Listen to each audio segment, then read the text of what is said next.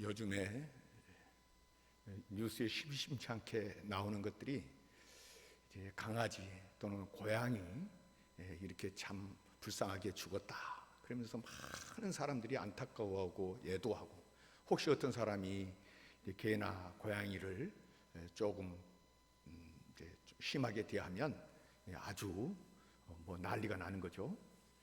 참 동물들이 굉장히 대접받는 그런 시대가 되었습니다. 반면에 최근에 북한에 굉장한 홍수가 나가지고 많은 사람들이 죽고 어려움을 당한다 하는 뉴스가 나오는데, 거기 댓글 다는 거 보니까 더 많이 죽어라 이런 사람도 있고, 참 아주 전혀 다른 그런 반응을 보인 사람도 많이 있는 것을 보게 됩니다. 차이가 뭘까요? 개나 고양이나 가까이 있으면서 사람이 자기에게 잘해주니까 그래서 살려야 되고 또 안타깝게 여기고 이러지만, 저 북한에 있는 사람이라도 멀리 있는 사람들은 나하고 관계없다 이런 식으로 여기면서 굉장히 차이나게 대접하는 것을 보게 됩니다. 그러나 우리가 분명히 알아야 될 것은, 사람과 짐승은 전혀 다른 존재이고, 우리가 그걸 대할 때도 정말로 우리가 나를 중심으로 대할 것이 아니라 하나님께서 그걸 어떻게 여기는가, 우리가 그 중심으로 생각하고 볼 줄 알아야 되는데, 그렇게 못하는 것들이 너무 많이 있는 것을 보게 됩니다. 성경을 통해서 하나님께서는 짐승과 사람의 차이를 분명하게 말씀해 주십니다. 고린도전서 15장 39절입니다. 육체는 다 같은 육체가 아니니 하나는 사람의 육체요 하나는 짐승의 육체요. 44절에는 육의 몸도 있은즉 영의 몸도 있느니라. 짐승과 사람은 차이가 다른 존재고요. 그리고 또 사람 사이에서도 육의 몸이 있고 또 영의 몸도 있다 말씀을 하십니다. 그렇습니다. 태초에 하나님께서 사람을 하나님의 형상대로 만드시고 루하, 하나님의 그 생명을 그에게 불어넣어 주셨습니다. 그래서 사람은 영이 있고 혼이 있고 육이 있습니다. 짐승은 영이 없습니다. 혼과 육만 있는 것이죠. 그래서 영이 살아있는 사람은 그 영으로 영이신 하나님과 교통을 합니다. 그래서 사랑이신 하나님의 도움을 받고 하나님 나라의 그 풍성한 모든 것을 누리는 것입니다. 아담과 하와가 에덴 동산에서 하나님이 주시는 그 복을 풍성히 누렸습니다. 하나님과 교제가 계속 이루어졌기 때문입니다. 그런데 그 복이 언제 끊겼습니까? 범죄로 말미암아서 아담과 하와가 에덴 동산에서 쫓겨났습니다. 쫓겨났다는 말은 하나님과 관계가 끊어진 것입니다. 하나님께 공급받아야 될 생명의 자원이, 하나님께로부터 오는 생명의 자원이 내 속에 영이 죽으니까 끊어져 버린 것이죠. 그것을 죽음이라고 말합니다. 혼과 육은 살았는데 영이 죽으니까 영이신 하나님과의 관계가 끊어지고 버려진 바 되어서 지옥의 자식이 된 것입니다. 영이 죽고 하나님과의 관계가 끊어진 인간은 혼과 육으로 이 땅에 밥을 먹고 식물을 먹고 살 수는 있지만은 혼과 육을 가진 짐승과 별로 다를 바가 없다는 것입니다. 그런 인간이 이제 하나님과 연결돼서 살 수 있는 길이 무엇이겠습니까? 성경에 예수님을 나의 구주와 주로 영접하고 그래서 믿어서 구원받았다는 것을 어떻게 설명하느냐면, 중생했다, 거듭났다, 다시 태어났다 이렇게 말하는 것입니다. 내 모습, 내 몸은 그대로인데 어떻게 거듭납니까? 다시 태어납니까? 니고데모가 이것이 이해가 안 되는 것입니다. 선생님, 우리가 다시 어머니 뱃속으로 들어갔다가 다시 태어나야 됩니까? 묻는 것이죠. 예수님께서 대답하십니다. 육으로 난 것은 육이요 영으로 난 것은 영이니 내가 너에게 거듭나야 하겠다 하는 말을 놀랍게 여기지 말라. 아담의 범죄로 말미암아서 혼과 육만 있고 영은 죽었는데 그 죽었던 영이 다시 살아나는 것, 하나님과 연결되는 것, 이것이 바로 거듭났다, 구원받았다, 자녀되었다, 이렇게 말하는 것입니다. 집 나간 탕자가 아버지와의 관계가 끊어졌어. 집을 나갔으니까 아버지의 관계가 끊어졌는데 그 다음부터의 삶은 온갖 저주 속에 살았습니다. 그렇게 계속 살았다고 하면 비참한 최후를 맞이했을 것입니다. 그런데 탕자가 회개하고 아버지께로 돌아왔습니다. 돌아오니까 아버지와의 모든 관계가 회복되고 아버지의 아들이 되어서 아버지 집의 그 풍성함을 전과 같이 다시 누리게 되었습니다. 이것이 바로 거듭났다. 전에도 태어난 아들이었지만은 죽었잖아요. 끊어졌잖아요. 그러나 이제 다시 돌아왔으니까 다시 아들이 되고 아버지의 관계가 회복되고 아버지 집을 누리게 되었으니까 이것은 다시 태어난 것이다, 중생한 것이고 구원받은 것이고 자녀가 된 권세를 받은 것이다 말씀하는 것입니다. 이렇게 구원받은 사람, 영이 살아 하나님과 연결되어서 권세 있는 자녀가 되고 택한 족속이요 왕 같은 제사장이 되었는데, 혼과 육만 있는 짐승과 이 사람을 비교하면 안 된다는 것입니다. 기억해야 됩니다. 적어도 예수를 믿고 영의 비밀을 안다고 하면 믿는 사람보다 안 믿는 사람보다 짐승을, 어떤 사람입니까? 안 믿어도 그 영이 살면 하나님께 다시 태어날 수 있는 그런 기회가 있고 그런 길이 있는 그런 사람을 짐승보다 못하게 여기고 그런 사람을 가볍게 여기면 안 된다. 성경 분명히 말씀하시는 것입니다. 여러분, 예수님을 믿으십니까? 거듭났습니다. 믿으면 구원받았습니다. 하나님의 자녀가 되었습니다. 이렇게 다시 태어났다고 하면 나 혼자 이제 태어났으니까 그럼 나 혼자 이제는 살아도 되는 것입니까? 내 마음대로 살 수 있는 것입니까? 이제 우리가 젊어서야 무엇인지 할 수 있을 것 같고 누가 없어도 철이 없을 때는 얼마든지 그렇게 지낼 수 있을 것 같았지만은 지나놓고 보니까, 알고 보니까 어림도 없는 이야기입니다. 요즘 유력한 대통령 후보 부인이 쓴 어떤 박사 논문 제목을 가지고 사람들이 여러 가지 이야기를 합니다만은, 근데 그 제목보다도 더 안타까운 것은 그 논문의 주제입니다. 뭐였습니까? 온라인 운세 콘텐츠에 가입한 사람들 멤버 유지에 관한 연구니까 어떻게 하면 온라인에 점 보러 온 사람들, 운세 보러 온 사람들, 이런 사람들을 붙잡아 놓고 그래서 멤버를 계속 유지해서 수익을 창출할 수 있는가, 이런 생각을 하고 있다는 거예요.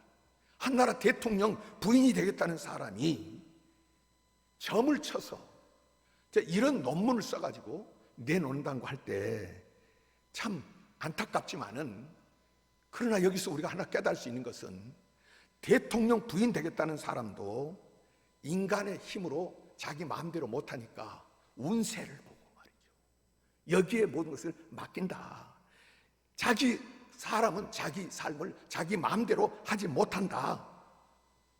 자기 힘으로 개척해 갈 수 없다. 운세에 맡기는 것, 이런 것 아니겠습니까? 그렇습니다. 우리가 운세에 맡길 것은 아니지만은 분명한 것은 사람은 먼지와 티끌 같은 존재입니다. 이러한 연약한 존재가 사는 길이 어디에 있습니까? 사는 길은 생명의 공급자 대신 영이신 하나님과 우리 영이 살아서 연결되는 것입니다. 이 일을 이루신 분이 예수 그리스도요. 예수 그리스도로 말미암아서 우리는 그 영이 연결되고 다시 하나님의 자녀로, 하나님의 택한 백성으로 거듭난 것을 바로 저와 여러분인 줄 믿으시기를 바랍니다. 그렇게 태어난 사람, 이제 우리가 그렇게 태어났으면, 우리가 막 태어나면 갓난아기라 그러지 않습니까? 그런데 갓난아기가 태어나면요, 집에 큰 기쁨입니다. 가장 소중한 존재입니다. 분명한 생명은 생명인데 그 생명을 유지하려고 한다고 하면 하나님과의 부모와의 관계가 연결되어야 합니다. 부모님으로부터 생명과 관계된 모든 것을 씻어줘야 되고요, 먹여줘야 되고요, 그를 어떻습니까? 이제 걸음마를 시켜야 되고요, 모든 것 부모님이 공급을 해줘야 되고 아이는 끊임없이 공급을 받아야 됩니다. 그렇게 자라는 동안에 어떨 때에 부모님이 가장 기뻐합니까? 말도 못하고 이제 자라서 그냥 있는 것도 감사한데요, 이 아이가 방긋방긋 웃고 이제 점점 자라는데 어느 순간에요, 엄마, 아빠 하고 불러줄 때에, 무슨 말입니까? 나를 알아봐 줄 때에, 자라면서 부모를 인정해 줄 때에 가장 기쁜 것입니다. 부모를 존중해 줄 때에 가장 기쁜 것입니다. 언젠가 저녁 때가 되어서 여행자 차림의 한 분이 교회로 왔습니다. 목사님을 뵙고 싶습니다 하길래 제가 이 교회 목사입니다 했더니 아주 안타까운 표정으로 사정 이야기를 합니다. 저 경상도 마산에서 왔는데 집 나간 딸을 찾아왔다는 것입니다. 딸이 집을 나갔다고 해서 알아봤더니 군산에 있다는 소식을 듣고 며칠 전에 여기 군산에 왔는데 찾다 결국 못 찾았다는 것이죠. 그리고 그렇게 며칠을 지내다 보니까 여비가 떨어져서 집에 갈 차비가 없습니다 이야기를 합니다. 레파토리가 비슷합니다. 제가 여기 교회에서만 있는 것이 아니라 전에 있던 교회에서도요, 어디 지방에서 왔는데 그렇게 비슷한 이야기를 하는 것입니다. 이제 뻔한 이야기인데 저는 속는 줄 알지만은 있는 것 없는 것 털어서 도와줍니다. 제가 그런 분들 한 번도 그냥 보내지를 않습니다. 도와줍니다. 왜요? 이분이 그래도 교회 사람들은 순진하다고 믿는 것입니다. 교회 사람들은 이야기하면 속고 도와줄 줄 알고, 그래서 이 교회를 그래서 세상과 좀 다르게 봐주는 것, 이렇게 봐주는 것이 기특하지 않습니까? 감사한 생각이 드는 거예요. 이렇게라도 이 사람이 교회를 생각하는데 그 마음속에 교회는 세상과 다르다, 이제 그것이 언젠가는 주님의 은혜를 깨닫고 보면 돌아와서 결국은 또 하나님의 사람 되겠지 하는 마음으로 기꺼이 도와줍니다마는, 여기서 교회를 그렇게 인정해 주는 것, 인정받을 때, 대접받을 때 마음이 열리는 것입니다. 사마리아 수가성 우물가 여인이 어떤 연유로 물길로 왔다가 물동이를 버려두고 동네로 뛰어들어가서는 보라, 이는 그리스도가 아니냐 하고 예수님을 증거하고 외칩니다. 왜 그렇습니까? 예수님께서 물 좀 달라 하셨기 때문입니다. 그 뜨거운 한낮의 햇빛 속에서 혼자서 물을 길르러 나올 수밖에 없는 외로운 처지, 누구도 같이 가기를 원하지 않고 또 누구를 만나든 기쁨이 없고, 그래서 그 한낮 뜨거운, 다른 사람들은 절대로 나오지 않는 그 시간에 혼자 나온 외로운 이 사람. 그런데 이분 자기에게 물을 줄 수 있는 자라고, 도움을 줄 수 있는 자라고 예수님이 인정하고 물 좀 달라, 물 좀 주십시오 하니까는, 사람 대접을 해주니까 이 여인이 마음이 열리고 예수님의 말씀을 듣게 되고 복음을 받아들이고 사람들에게 외치는 것입니다. 성경 전체를 보십시오. 끊임없이 말씀하시는 바가 그것입니다. 여호와를 경외하는 자, 여호와를 의지하는 자, 그 말씀을 따르며 지키는 자는 복이 있도다. 온갖 좋은 것에 부족함이 없으리로다 하십니다. 하나님께서 뭔가 큰 일을 해서 많은 일을 하고 많이 가진 것을 자랑하는 자를 기뻐하시지 않습니다. 하나님 아버지, 아버지께서 함께 해주셔야 됩니다. 주님께서 지켜주셔야 되고 보호해 주셔야 됩니다. 내가 왕이지 않습니까? 내가 명령하면 내 명령을 따라서 목숨 바칠 사람이 많고, 내가 한번 호령하면 많은 사람들이 다 꿇어 엎드리지만 여호와는 나의 방패시고 여호와는 나의 산성이시고 나를 지키시는 자입니다. 나를 도와주셔야 됩니다.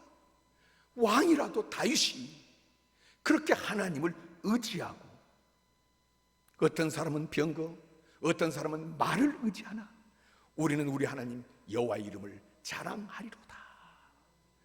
오직 하나님을 의지하고 엎드리는 그 사람을 하나님은 하나님을 대접하는 사람으로 여기고 인정해 주는 사람으로 여기고 그 사람을 하나님이 기뻐하시고, 이런 사람이 없다는 것입니다. 그래서 예수님 말씀하시는 것입니다.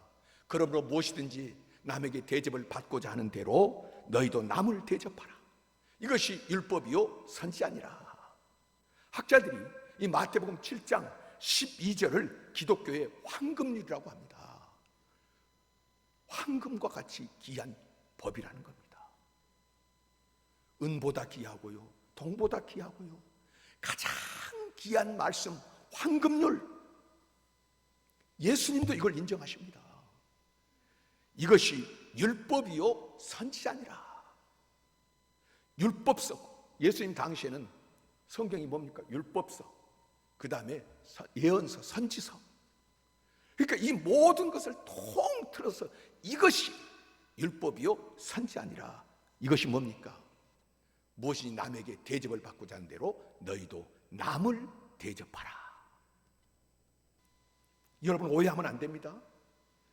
남을 대접하라고 하니까 사람과의 관계에서 융통성 있게 지혜롭게 살려면 내가 남에게 잘하면 남도 나에게 잘할 것이다. Give and take, 그런 이야기 하는 것이 아닙니다. 그러므로 우리 하나님 되시는, 우리 아버지 되시는 하나님이 너무 좋으신 분이니까 어떻게 좋으십니까? 세상의 부모들도요, 자녀들에게 좋은 것으로 주려고 하는데 하물며 독생자 아들을 십자가에 내어주심으로 하늘 생명을 우리에게 주신, 죽어있는 이 생명, 이 영을 살려주신 그 하나님 아버지는 얼마나 좋으신 분이냐. 우리가 잘할 때 그런 것이 아니고요, 뭔가 좀 이 선한 일, 우리가 생각할 때 어떤 공로가 되는 그런 일을 해서 우리에게 그 좋은 것을 주신 것이 아니라, 성경은 원수 되었을 때, 우리가 죄인 되었을 때, 하나님을 알지도 못할 때에 그 독생자를 주심으로 이렇게 사랑해 주신 그 좋으신 하나님. 세상의 부모는 주고 싶어도 능력이 없어서 그렇게 할 수 없고요, 사랑에 한계가 있어서 그렇게 주지 못합니다. 그에 비해서 예수 그리스도를 십자가에 내어주심으로, 그 피 흘리심으로 우리를 낳아주신 하나님 아버지는 어떤 분이냐. 구하라, 구하는 이마다 받을 것이요, 찾으라, 찾는 이마다 찾아낼 것이요, 문을 두드리라, 두드리는 이마다 두드리는 이에게 열릴 것이니라. 여러분요, 자녀들이 2명만 되어도 뭐 3명, 4명은 말할 것도 없습니다만은 한꺼번에 와가지고 엄마, 아빠 하고 이쪽 저쪽에서 나 이거요, 나 이거요 하고 자기들의 요구를 이야기하면 야야 정신없다, 한 사람씩 말을 할 것입니다. 우리 인간의 한계입니다. 그런데 우리 하나님은 어떤 분이시라는 겁니까? 구하는 이마다, 찾는 이마다, 두드리는 이마다, 1000명이든 10,000명이든 1억 10억이라도 이마다 얼마든지 응답해 주시는 전능하신 하나님이십니다. 그리고 구하고 찾고 두드리는 이마다, 사람은요 이마다 차별합니다. 누가 와도 우선적으로 만나는 사람이 있고요, 또 거부하는 사람도 있고요, 마음속으로 다 처지에 따라서 구별하지 않습니까? 근데 우리 하나님은 이마다, 그가 어떤 사람이든지 차별하지 않으시고 누구든지 응답해 주시는 사랑의 아버지십니다. 그런데 그런 아버지가 있으면 뭐합니까? 대접해주지도 않고 가까이 하지도 않고 멀리 있으면 뭐 하겠습니까? 오늘 주님, 그러므로 그 아버지에게 대접을 받고자 하는 대로 너희도 그 아버지를 대접하라. 어떻게 대접합니까? 구하고 찾고 두드리는 것으로, 기도함으로 하나님을 하나님으로 대접하라는 것입니다. 믿음이 없이는 기쁘시게 못하나니 하나님께 나아가는 자는 반드시 그가 계신 것과 또한 그가 자기를 찾는 자들에게 상 주시는 이심을 믿어야 할지니라. 하나님께서는 자기를 찾는 자들, 찾으면 상 주십니다 하는 사람들을 믿음의 사람을 여기고 기뻐하시는 거예요. 자, 우리는 어떻게 생각합니까? 자꾸 귀찮게 주세요 하고 나가면 또 왔네. 왜 그러느냐? 왜 그러십니까? 그런데 하나님은 그렇게 짜증내신 분이 아니라요. 거꾸로요. 나오면 나올수록 능력이 있으시니까, 사랑이 있으시니까 또 왔냐? 참, 너가 나를 인정해 주는구나. 나를 대접해 주는구나. 줄 수 있는 분으로, 그 사랑의 분으로 여겨주는 이것, 기뻐하신다는 거예요. 오늘 본문을 통해서 주님께서 말씀하십니다. 쉬지 말고 기도하라. 아디레이토스, 그치지 않고 중단 없이 기도하라는 것입니다. 모든 일상을 그치고요, 숨도 쉬지 말고 기도하라는 것이 아닙니다. 그 좋으신 하나님, 전능하신 하나님, 예수 그리스도를 통해서 죽었던 영을 살리시고 생명적 관계를 연결해 주신 하나님과 그 관계를 끊지 말라는 것입니다. 아담처럼 끊지 말라는 것입니다. 집 나간 탕자처럼 끊지 말라는 것입니다. 기독교 역사를 통해서 수많은 분들이 말합니다. 기도는 호흡입니다. 누구도 숨쉬지 않고 살 수는 없습니다. 혼만 있고 육만 있는 자의 짐승적 호흡을 말하는 것이 아닙니다. 영이 살아난 자, 영이신 하나님께서 공급해 주신 생명을 누리는 자의 호흡, 끊어서도 안 되고 소홀해서도 안 되는 호흡, 그 호흡이 기도입니다.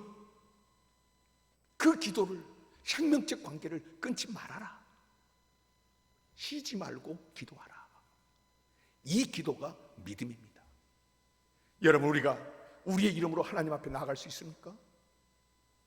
예수께서 우리를 위하여 이루신 역사의 핵심, 딱 한마디로 말하라고 하면 우리가 예수 그리스도의 이름으로 하나님 앞에 기도합니다. 단순하게요 여기면 안 됩니다. 예수님 이름으로 기도합니다, 날마다 할 때 습관적으로 여기면 안 됩니다. 예수 이름으로 기도할 수 있게 된 것, 그래서 하나님을 아빠, 아버지라 부를 수 있게 되었고, 그것은 하나님의 자녀가 되었다. 이것이 기독교 교리의 핵심입니다. 신앙생활이 뭡니까? 신앙생활은 곧 기도입니다. 하나님의 뜻이 어디 있느냐고 묻는다면 그것은 항상 기도하는 것입니다. 쉬지 말고 기도하는 것, 그것이 하나님의 우리를 향하신 뜻입니다. 우리 인간이 짓는 죄 중에 가장 큰 죄가 기도하지 않는 죄입니다. 왜요? 내가 목사인데, 내가 교회 중직인데 기도하지 않았으니까 다른 사람 보기에 미안했어요. 여러분, 기도하지 않는 것이 죄가 되는 것은 하나님으로 하나님됨을 거절하는 것이기 때문에. 여러분, 하나님은 오늘 또 우리가 하나님 앞에 기도하기를 원하십니다. 생명적 관계를 맺기를 원하십니다. 인격적 관계를 맺기를 원하십니다. 우리의 모든 생활에 하나님이 간섭하기를 원하십니다. 하나님 아버지는 모든 것을 의논하기를 원하시고, 대화하기를 원하시고, 대화의 상대를 삼기를 원하고 계십니다. 그것이 바로 하나님의 뜻입니다. 하나님은 창조주가 되셔서 우리의 모든 사정 아시지 않습니까? 전지전능. 그래서 말씀하실 뿐만 아니라 공급하시려고 하는 것입니다. 다 준비해 놓으시고 계속 주고 싶어 하십니다. 지혜를 주고, 능력을 주고, 총명을 주고, 건강을 주고 많이 주시려고 하는 것입니다. 기도는 하나님의 그 마음을 받아들이는 것이에요. 하나님의 그 일하심을 내가 받아들이는 것입니다. 요한복음 15장에 보면 예수님께서 비유로 말씀하셨습니다. 나는 포도나무요, 너희는 가지다. 포도나무 가지가 포도나무에 붙어있지 아니하면 아무것도 할 수 없느니라. 그렇습니다. 포도나무 가지가 포도나무에서 끊어져 가지고 어떻게 살아남겠습니까? 포도나무로부터 진액을 받아야 되고요, 생명력을 공급받아야만 살아남고 좋은 열매를 맺는 것입니다. 그러한 철저한 절대적 생명관계로 설명하십니다. 하나님은 오늘 또 계속해서 지금도 많은 은사를, 지혜를, 능력을, 그 생명력을 주시려고 하십니다. 그래서 구하라는 것입니다. 구하면 주시겠다는 것입니다. 또한 말씀하시고자 하십니다. 우리가 듣기를 원하신다는 것입니다. 솔로몬이 하나님 앞에 구한 것이 그것 아닙니까? 지혜로운 마음을 주시옵소서.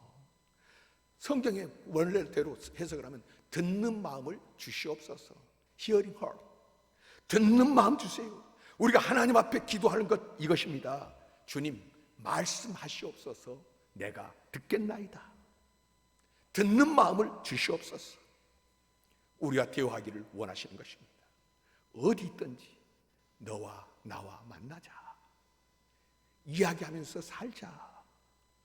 그런데 우리 어린아이들이 어떻습니까? 어렸을 때는 엄마, 엄마, 엄마, 아빠, 아빠, 아빠 귀찮게 부릅니다마는 조금 크면은 문 닫고 지방에 들어가서 뭐 나오지도 않고, 또 좀 더 크면은 뭐라고 합니까? 아빠가 변해서 아버님이 됩니다. 그 다음에는 한 달에 한 번 연락을 하는지, 1년에 한 번 전화 한 통이나 하는지 섭섭하지 않습니까? 그래서 전화를 걸고 싶어도 귀찮아할까 봐서, 또 느낌이 있으니까 전화를 못 걸어요. 전화도 이쯤 되면 불효자 아닙니까? 천하의 불효자. 여러분 보십시오. 어머니가 아들에게 전화 걸기를 꺼려한다면 그 관계가 제대로 된 것입니까? 그저 밤이고 낮이고 아무 때나 보고 싶을 때 통화해야 되지요. 또 통화할 때마다 반갑게 그래야 될 것 아닙니까? 하나님과 우리 사이에 대화가 끊임없이 이어지는 것, 그것이 바로 하나님이 원하시는 것입니다. 쉬지 말고 기도하라. 사무엘상 12장에 보면 사무엘 선지자가 유명한 말을 합니다. 그가 위에서 봉사하는 사울 왕이 범죄했을 때 그 범죄 행위를 책망하면서 하는 말이, 나는 당신을 위해 기도할 것입니다. 기도하기를 쉬는 죄를 범하지 않겠습니다. 나는 아들을 위해서, 나는 딸을 위해서, 나는 부모님을 위해서, 남편을 위해서, 아내를 위해서 기도하겠습니다. 기도하는 시에 기도를 쉬는 죄를 범하지 않겠습니다. 기도하기를 쉬는 죄, 기도하기를 중단하는 것이 그게 죄입니다. 큰 죄입니다. 보십시오. 왜 기도 안 하죠? 교만하기 때문입니다. 하나님 필요 없는 것 같아요. 하나님 간섭 필요 없습니다. 너무 무관심하고 일이 잘 되어서 기도 안 해요. 너무 바빠서 기도 안 하는 것입니다. 어리석어서. 때로는 지금 내가 당한 이 문제 하나님도 해결할 수 없다고 불신앙 때문에 기도를 안 하는 것입니다. 기도해봐야 될 것 같지 않다. 불신앙입니다. 기도는 의무가 아닙니다. 기도는 행복해야 합니다. 기도를 즐기고 기도의 신비로운 행복을 경험해야 되는 것이고요, 기도의 문이 항상 열려 있어야 되고요, 기도하면 적어도 이 살아있는 영이신 하나님과 이 생명적 관계가 열려 있으면 어디서나 하나님의 이름을 부르면 그대로 내 삶 가운데, 내 마음 가운데 응답하신 것을 체험하면서 사는 사람, 그리스도입니다. 신학자 더글라스 스티어의 The Authority of the Saints라고 하는 성자들의 권위, 이렇게 해석할 수 있겠습니까마는, 그 책에서 성숙한 신앙의 사람, 성숙한 그리스도인의 공통점을 말하고 있습니다. 첫째가 자신의 삶을 하나님께 온전히 맡기고 살더라. 아무 걱정 없이 운명을 하나님께 깨끗이 위탁하고 살더라 하는 것입니다. 며칠 전에 어떤 분 만나서 이야기를 들었는데요, 전주에 있는 어느 대학교 교수님이셨어요. 여자 교수님이셨는데 어느 날 갑자기 생각이 드는 거예요. 야, 내가 이렇게 살아서 이 다음에 어떻게 되는가? 생각해 보니까 기가 막힌 거예요. 당장 사표를 내고요. 그리고는 거리로 나섰습니다. 예수 없는 생명, 하나님 없는 생명이 어떻게 되느냐? 그 예수를 증거하라고 다녔는데 목사님 말씀드립니까? 1년에 그분이 280명을 전도를 했다. 그러면서 전도 용품을 사고 이러는데 목사님 가십시다. 그래서 대전에 시장을 갔는데 뭐 이런 거 좋은 걸 사고 몇백만 원. 아니 이걸 어떻게 감당하려고? 하나님이 하십니다.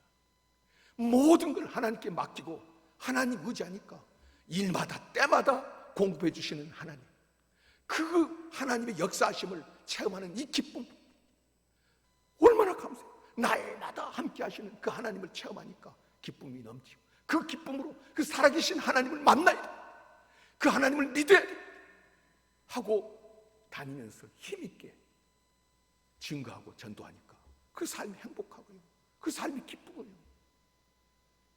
온전히 하나님께 맡기는 삶입니다. 성숙한 그리스도인의 두 번째는 안전을 구하기보다는 신실을 구하다라는 것입니다. 환경이 달라지기를 구하지 않고 어디서나 성실하게 살게 해주세요, 진실하게 살게 해주세요, 그런 기도를 하더라는 것입니다. 또 하나는 역경을 자신의 삶으로 받아들이고 역경을 은사로 받아들입니다. 그래서 역경을 기도의 기회로 삼는 것입니다. 하나님께서 이 어려움, 이 역경을 주신 것은 하나님 나라의 능력과 풍성함을 끌고 와서 살라는 사랑의 사인이라는 것입니다. 하나님 지금 사인하고 계십니다. 이 역경을 통해서 하나님 나와라. 그리고 하나님 나라를 끌고 와서 이 모든 것을 이기고 풍성하게 살아라. 어떤 환경이든지 기도만 하면 이 모든 것이 하나님의 사랑이라는 것을 깨닫는 것입니다. 내가 기도하지 않으면 하나님이 기도하게 만듭니다. 이제 우리가 예수 그리스도를 믿는 믿음으로 거듭났습니까? 태어났습니까? 사랑받는 자녀가 되었습니까? 집 나가서 여러분 헤맬 때 하나님이 얼마나 안타깝게 계시겠습니까? 그래서 이 역경을 통해서 하나님이 기도하게 만드신 것입니다. 어떤 방법을 쓰든 하나님의 비상수단이 동원되게 기도하도록, 무릎 꿇도록, 겸손하게 엎드리도록 강력한 조치를 취하시는 건데요.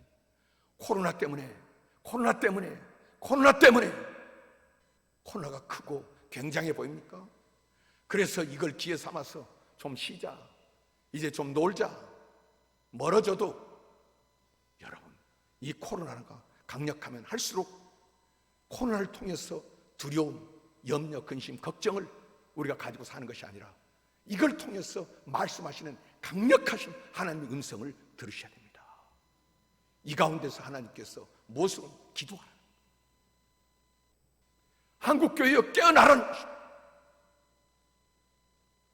성도여 일어나라는 것입니다. 하나님께서 기도하도록 만드시는 것입니다. 저는 죄송합니다, 제 얘기했어요. 서울 아산병원 지하 2층에 그 145번이라고 써진 주차 구역을 잊을 수가 없어요. 진찰하러 갔더니 그 보더니 목요일 날 갔는데 토요일 날 입원하래. 그래서 병원에 또 다른 볼 일이 있어서 11시에 제 진찰이 끝나는데 2시까지 있어야 돼서 그걸 기다리고 있는데요, 제가 그 전에 한 사흘 동안 금식을 했습니다. 금식을 하고 근데 목이 너무 메서 그 노비에 앉아있다가 기다리고 있다가 보니까 자판기가 있어서 물을 생수를 하나 꺼냈습니다. 그리고 생수를 그냥 벌컥벌컥 마셨는데 너무 차더라고요. 그걸 몰랐어요. 빈속에 찬물을 먹으면 안 된다는 거예요. 근데 그 빈속에 사흘 동안 4일 동안 금식을 했는데 빈속에 찬물을 마시니까 그 고통 견딜 수 없는, 제가 지금까지 여러 가지 고통을 겪었는데 지금 3가지를 이야기합니다만은 그렇게 고통스러운, 너무너무 힘이 든 거예요. 식은땀이 벌벌 나고 이게 막 속이 그냥 탄 것처럼 고통스러워서, 그래서 미련하게 말이죠, 그때 뭐 좀 거기 응급실이라도 갔으면 되는데, 그래서 제가 주차장에 있는 차 해놨는데 그 차 안에 가서 내가 좀 있어야 되겠다 하고는 집사람 거기 있으라고 제가 거기 내려서 차 안에 왔는데요, 3시간 동안 너무 아프니까 하나님을 안 부를 수가 없습니다. 당신 큰 병입니다 하고 의사가 말할 때도 감사하고 감사합니다 그렇게 생각했는데, 그 고통이 너무 심하니까 차 안에서 3시간 동안 정말로 불러다니면서 하나님 살려주세요. 그리고 하나님께서 기도시키는데 지금까지 모든 지나온 생애를 하나님 보여주시고 회개하게 만드시고, 고통은 하나님이 주신 기회입니다. 그렇게 해서라도 하나님은 우리와 만나기를 원하십니다. 여러분 고통 있으십니까? 고통으로 보내면 안 되고요, 하나님께서 이걸 통해서 너와 만나고 싶다, 너와 이야기하고 싶다, 너의 길을 바로 인도하고 싶다 말씀하시는 것입니다. 쉬지 말고 기도하라. 예수님 자신이 그러하셨습니다. 예수님께서는 겟세마네 동산에서 내 뜻대로 마옵시고 아버지의 뜻대로 하옵소서. 어디요? 십자가를 앞에, 십자가에서 운명하실 때 내 영혼을 아버지 손에 부탁하나이다. 예수님은 그때도 그 고통 속에서도 기도하시고 아버지께로 가셨습니다. 여러분, 쉬지 말고 기도하라. 이것이 사랑하는 아버지 하나님이 예수 그리스도로 말미암아서 영이 살고 하나님과 연결된 새 생명된 새로운 피조물 된 저와 여러분들을 향한 뜻인 줄 믿습니다. 이 뜻을 받들어서 하나님을 대접함으로 하나님께 대접받는 여러분 저의 인생이 되기를 원하시고 이 말씀 주신 줄 믿습니다.